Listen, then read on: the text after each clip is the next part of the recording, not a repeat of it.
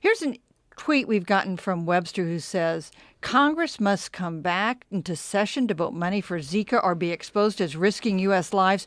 In fact, Aaron, we saw this week the president took steps basically giving up, for now at least, on the idea that Congress is going to approve money for Zika funding. What did he do? It's basically a stopgap at this point. $81 billion, I believe, is being transferred from other programs at NIH over to the Zika effort in response to Congress's basic inability to pass something which both sides agree should be passed in some form.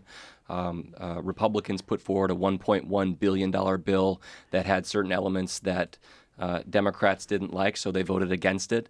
There's been a call for $1.9 billion from the Democrats on this that Republicans are wary of. They don't want to add to the debt. So we've just kind of reached an impasse, and I think this is a really good example of the gridlock in Washington. This is something both sides agree has to be done, and they're getting caught up in the details yet again. They just can't.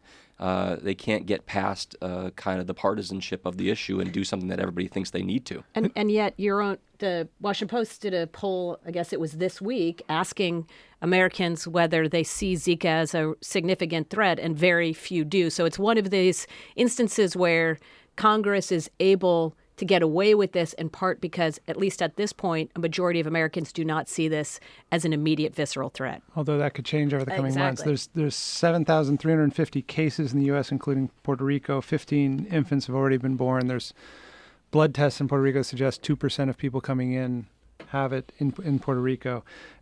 What's interesting about this money is it's a very temporary measure. It's just going to carry them another month or so. And this time, it's not taking money away from Ebola. There was another shift away from Ebola funding, but it's taking money from research into cancer and diabetes, money for opioid treatment, and money for heating oil for the poor. So at some point, if this continues, it starts eating into things that are also priorities, I think, for a lot of voters.